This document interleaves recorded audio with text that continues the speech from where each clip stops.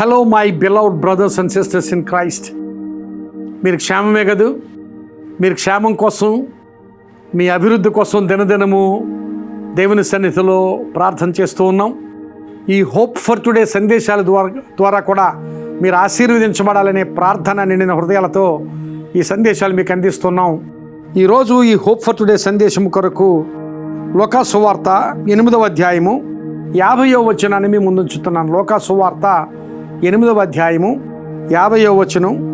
యేసు భయపడవద్దు, నమ్మిక మాత్రం ఉంచుము, ఆమె స్వస్థపరచబడునని చెప్పెను. యేసు భయపడవద్దు, నమ్మిక మాత్రం ఉంచుము, ఆమె స్వస్థపరచబడునని చెప్పెను. ఇక్కడ ఒక వ్యక్తి, సమాజ మందిరపు అధికారి, యాయీరు ఆయన పేరు.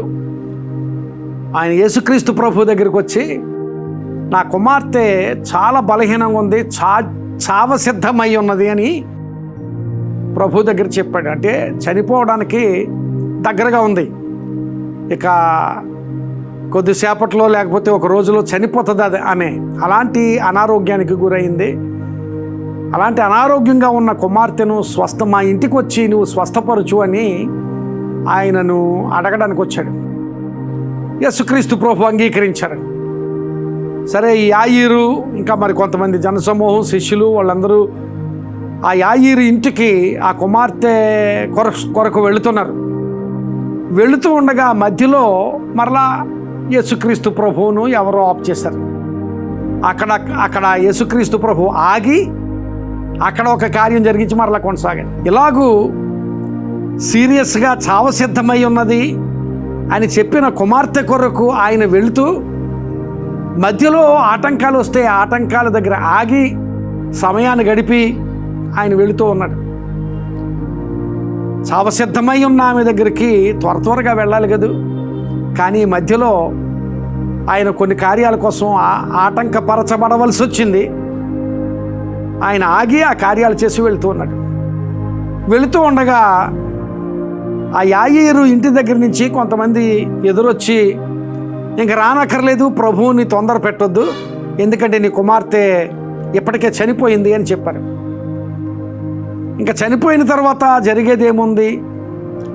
ఇక వారి ఆలోచనలో, అక్కడున్న వారందరి ఆలోచనలో ఏదైనా సాధ్యపరచవలసింది ఉంటే ఆ సాధ్యపరచవలసిన స్థితి అయిపోయింది, ఇక అసాధ్యమైపోయింది కార్యము అన్నంతగా వాళ్ళు ఆలోచన చేస్తున్నప్పుడు యేసుక్రీస్తు ప్రభు చెప్పిన మాట, నమ్మిక మాత్రం ఉంచుము, భయపడవద్దు, నమ్మిక మాత్రం ఉంచుము, నీ కుమార్తె స్వస్థపరచబడుతుంది.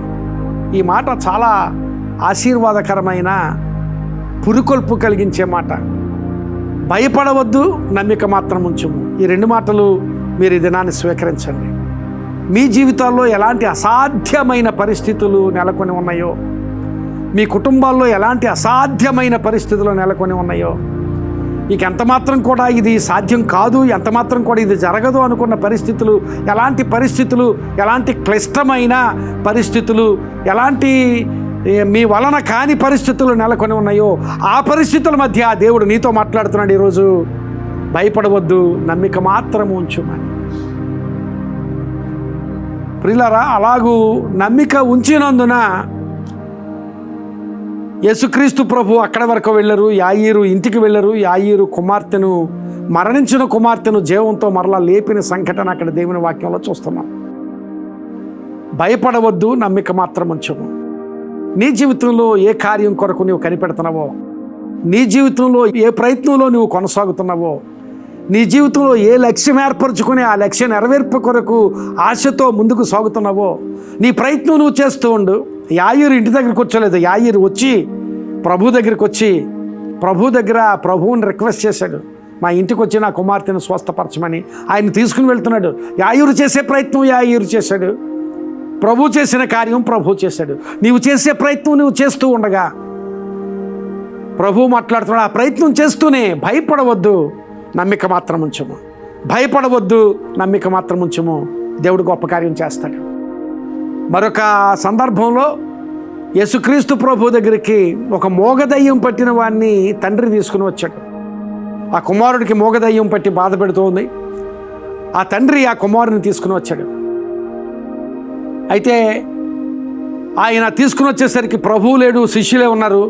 శిష్యులు స్వస్థపరచడానికి ప్రయత్నం చేశారు, కానీ వారి వలన కాలేకపోయింది. అప్పుడు ప్రభువు అక్కడికి వచ్చినప్పుడు, మీ శిష్యులు ప్రయత్నం చేశారు కానీ వారి వలన కాలేదు, నీ వలననైతే ఇతను నీవు స్వస్థపరిచయ్యా అని ఆ తండ్రి ఆ కుమారుని గురించి వేడుకున్నాడు. నీ వలనైతే అన్నాడు యేసుక్రీస్తు ప్రభుతో, నీ వలనైతే ఈ కార్యాన్ని చేయమని. అప్పుడు ప్రభు ఏమన్నాడంటే, నమ్ముట నీ వలన అయితే నమ్మువానికి సమస్తము సాధ్యం అన్నాడు. ఇక్కడ గమనించవలసింది ఏంటంటే, దేవా నీ వలనైతే అని నీవు అంటుంటే దేవుడు నీతో ఏమంటున్నాడంటే, నమ్ముట నీ వలననైతే సమస్తము సాధ్యమని చెబుతున్నాడు. అందుకనే భయపడవద్దు, నమ్మిక మాత్రం ఉంచు. ఆ మోగదయ్యం కలిగిన వాడిని ఆ రోజు ప్రభు స్వస్థపరిచి పంపించాడు. ప్రియులారా, ఈ దినాన్ని నమ్మిక, అలాంటి నమ్మిక కలిగి ఉందాం, నమ్మికను పొందుకుందాం. ఆయన గొప్ప కార్యములు చేయగలవాడు అని మనం వాక్యంలో వింటున్నాం, వాక్యంలో నేర్చుకుంటున్నాం. అనేక మంది జీవితాల్లో మన వినికిడిలో మన ఎదురుగా చూస్తున్నాం దేవుడు చేసిన కార్యాలు. మరణ పడకల మీద నుంచి దేవుడు లేపిన సందర్భాలు మన జీవితాల్లో, చాలామంది జీవితాల్లో చూస్తున్నాం. మా కుటుంబంలో కూడా అలాంటి కార్యం చేశాడు దేవుడు. అలాంటివి ఎన్నెన్నో కార్యాలు చూస్తూ ఉండగా, ఆ కార్యాలు చూసి నీ జీవితంలో నీ వంతు వచ్చేసరికి నమ్మలేకపోతున్నావేమో, కానీ దేవుడు ఈరోజు ప్రత్యేకంగా నీతోనే మాట్లాడుతున్నాడు. భయపడవద్దు, నమ్మిక మాత్రం ఉంచము. నీ జీవితంలో నీ లక్ష్యాన్ని నీవు చేరుకుంటావు.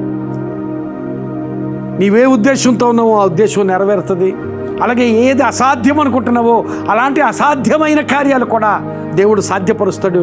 నాకు అసాధ్యమైనది ఏదైనా ఉన్నదా అని ప్రశ్నించిన దేవుడు ఈ దినాన్ని ఏ అసాధ్యమైనదైనా నమ్మికమా, భయపడవద్దు, నమ్మిక మాత్రం ఉంచు. ఈ సందేశంతో దేవుడు నీ హృదయాన్ని నింపుతున్నాడు.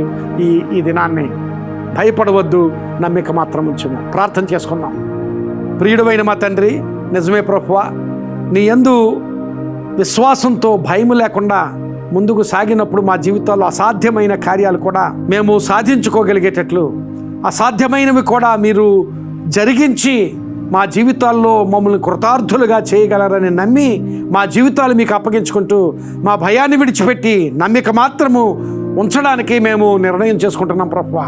మా జీవితాల్లో మీరు గొప్ప కార్యాలు జరిగించండి. నువ్వెంతైనా నమ్మదగిన దేవుడవు, నీకు అసాధ్యమైనది ఏదీ లేదు ప్రభువా. మా పరిస్థితులు, మా జీవితాలు, మా కుటుంబాల సమస్తాన్ని మీ చేతులకు అప్పగించుకుంటున్నాం. గొప్ప కార్యాలు జరిగించమని ఈ మాటలు విన్న వారందరి జీవితాల్లో అసాధ్యములైన కార్యాల విషయంలో, ఇంకా వారి పరిస్థితుల విషయంలో, వారి లక్ష్యాల విషయంలో, వారి ప్రయత్నాల విషయంలో భయపడకుండా నీ యందు నమ్మిక ఉంచి కృతార్థులు కాగలిగేటట్లుగా నీ కృప వారికి దయచేయమని, అట్టి ఆశీర్వాదంతో వారిని నింపమని యేసు నామమున అడుగుచున్నాను తండ్రి. Amen. God bless you my friend. ఈ సందేశాన్ని మీకు తెలిసిన వారికి కూడా దయచేసి పంపించండి. వాళ్ళు ఆశీర్వదించబడితే దేవుడు మిమ్మల్ని కూడా ఆశీర్వదిస్తాడు. God bless you.